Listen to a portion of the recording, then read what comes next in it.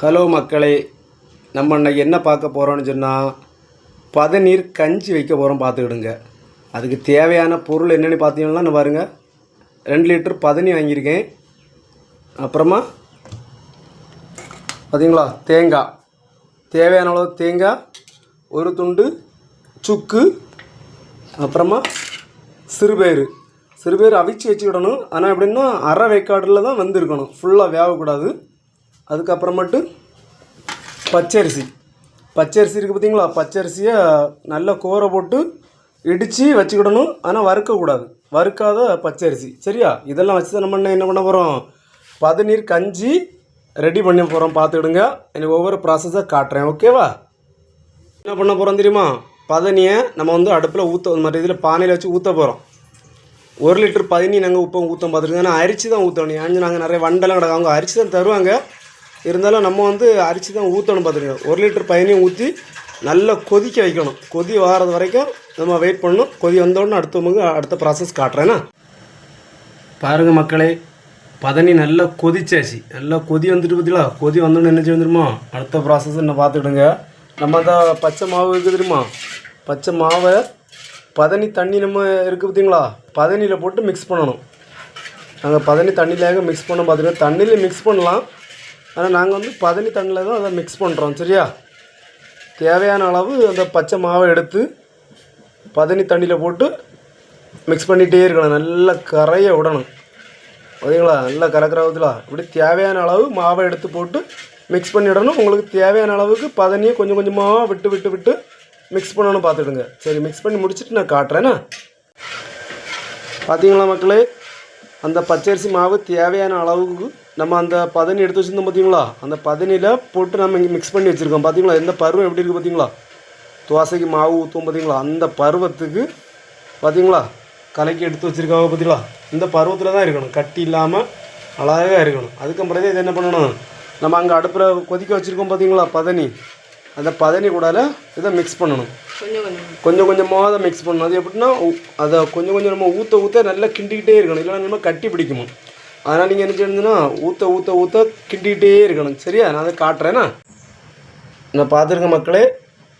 பார்த்தீங்களா, கொஞ்சம் கொஞ்சமாக தான் ஊற்றுறோம். பார்த்தீங்களா, ஊற்ற கிண்டணும், அதெல்லாம் கட்டி பிடிச்சிடும். அதனால தான் கொஞ்சம் கொஞ்சமாக நம்ம ஊற்ற என்ன செய்யணும், கொஞ்சம் கொஞ்சமாக தான் ஊற்றணும். ஊற்றி கிண்டிக்கிட்டே இருக்கணும். பார்த்துருக்கு, இல்லைன்னா அடி பிடிச்சிடும்.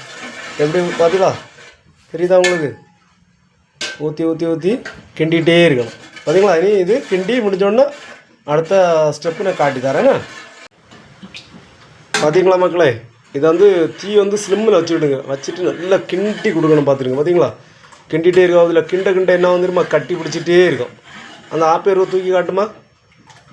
பார்த்தீங்களா, கட்டி பிடிக்குது. பார்த்தீங்களா, கிழங்கு பசை மாதிரி. பார்த்தீங்களா, கிழங்கு பசை கட்டியாகும். பார்த்துருங்களா? பார்த்தீங்களா, தெரியுதா, அந்த மாதிரி கட்டி பிடிச்சிக்கிட்டே இருக்கும். பார்த்துருங்க, வருதுங்களா, கட்டியாகி வந்துகிட்டே இருக்கும். பாருங்க.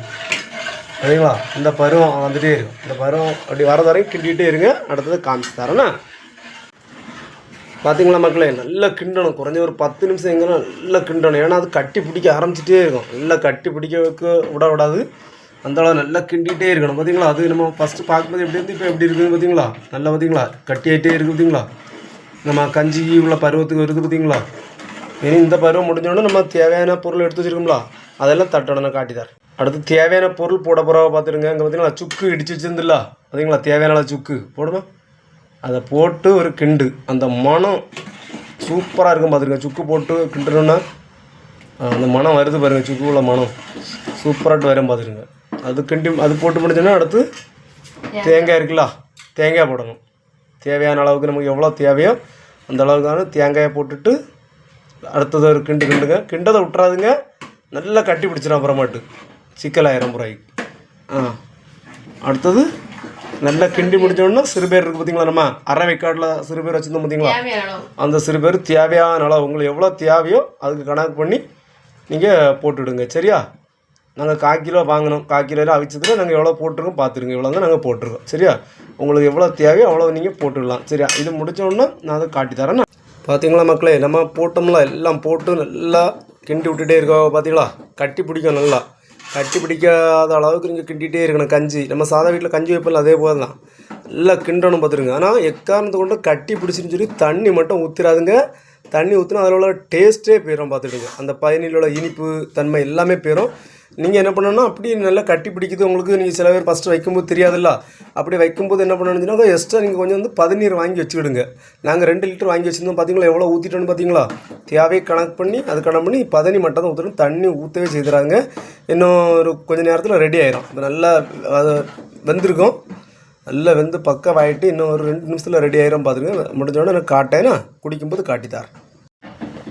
மக்களை பார்த்தீங்களா, கடைசியாட்டு கஞ்சி ரெடி ஆகிட்டு. பார்த்தீங்களா கலர் எப்படி இருக்குது பார்த்தீங்களா? பதநீர் கஞ்சி. இதில் நம்ம மஞ்சப்பொடி இஞ்சப்பொடி எதுவுமே போடலை. இது அந்த சிறுபேரில் உள்ள கலர் பார்த்தீங்களா? எல்லாம் முடிஞ்சு ப்ராசஸ் முடிஞ்சு பார்த்துருங்க. சூப்பராக இருக்கும். குடிச்சு வீட்டில் செஞ்சு பாருங்கள். மெயினாக இது என்ன தெரியுமா? நல்ல ஹெல்த்தியான ஃபுட்டு பார்த்துருங்க. எலும்பு இருக்குது பார்த்தீங்களா? போனுக்கு சரியான ஒரு ஃபுட்டு. அதே போல் இதில் சுண்ணாம்பு சத்து இருக்குல்ல அதிகமாக இருக்கும்.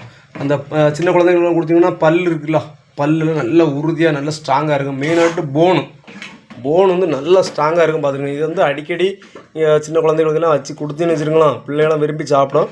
இனிப்பும் நல்லா இருக்கும் பார்த்துருங்க. பதனியில் நல்லா இனிப்பு இருக்கும் பார்த்துருங்க. ஆனால் தண்ணி ஊற்றலை பார்த்தீங்களா? பச்சை தண்ணி எதுவுமே சேர்க்கக்கூடாது. வெறும் பதனி மட்டும்தான். அது நல்ல அருமையாக இருக்கும். நல்ல சத்தான உணவு. நீங்கள் உங்கள் பிள்ளைங்களுக்கெல்லாம் வீட்டில் செஞ்சு கொடுங்க. சரியா? நான் இனி பட்டையில் ஊற்றி குடிக்க போகிறேன். பாருங்கள், நான் காட்டுறேன். சரியா? கடைசியாட்டு என்ன ஆகிட்டு ரெடி ஆகிட்டு பட்டை கஞ்சி. பட்டையும் அந்த பயணி கஞ்சிக்கு மனமும் இன்னும் வாசனையாக இருக்குன்னு நினைக்கிறேன். அந்த சுக்கெல்லாம் போட்டுருக்கும் பார்த்தீங்களா? சான்ஸே கிடையாது. அவ்வளவு டேஸ்ட்டாக இருக்குது. நீங்கள் வச்சு பாருங்கள். தமாசுக்கெல்லாம் சூப்பராக இருக்குது. நல்லா அருமையாக இருக்குது. நீங்கள் வச்சு பிள்ளைகளுக்கு செஞ்சு கொடுங்க. நல்ல மனம். பட்டையில் ஊற்றி குடிக்கிறது வந்து தனியும் மனமாக இருக்கும் பார்த்துடுங்க. வச்சு பிள்ளைகளுக்கு வச்சு கொடுங்க. நல்ல ஹெல்த்தி ஃபுட். ஓகேவா? பிடிச்சிருந்தா லைக் பண்ணுங்கள். பாய்.